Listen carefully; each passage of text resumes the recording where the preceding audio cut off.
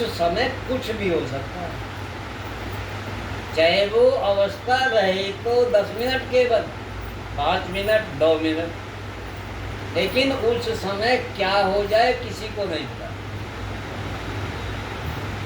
और जब उस अवस्था से वापस निकलता है प्राणी, फिर सिद्ध हो जाता है और फिर कहता हाँ गलती तो हुई, पर तूने यूं तो कहा, मैं मानता हूं मेरी गलती हुई, लेकिन गलती तेरे कारण हुई। अगर फिर भी ये कह दे कि गलती मुझसे ही हुई, तो धनुष टूट जाए। कैसा धनुष टूट जाए? जैसा धनुष जनकपुरी में टूटा, ऐसा ही आपके अंतःपुरी में टूट जाए, आपके घर का भी टूट जाए। दूसरा कहेगा चल छोड़ दे, जो हो गया। मेरे प्यारों, सत्संग यही है, अपने अपने जीवन को संभाल लो और अपने अपने जीवन में आने वाले तूफान में जीना सीखो। और अगर जीवन में तूफान आया और उसमें तुम उखड़ गए, कहीं के कहीं पड़े रहो।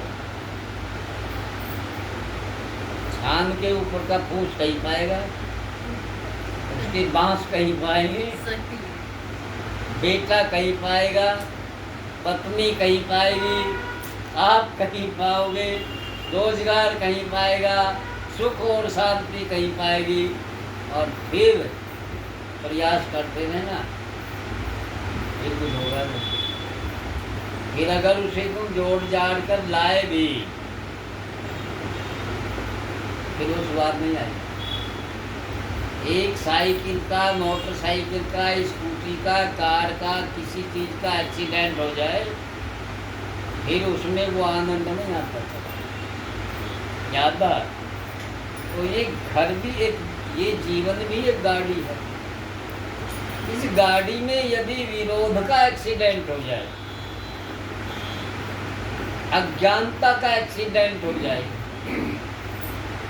क्रोध का एक्सीडेंट हो जाए, फिर स्वाद नहीं आता जीवन में। एक पत्नी का यदि तुम इतना अपमान कर दो कि लक्ष्मण रेखा पार हो जाए,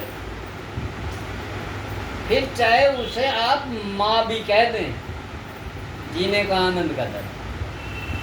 या मैं गलत कह रहा हूँ?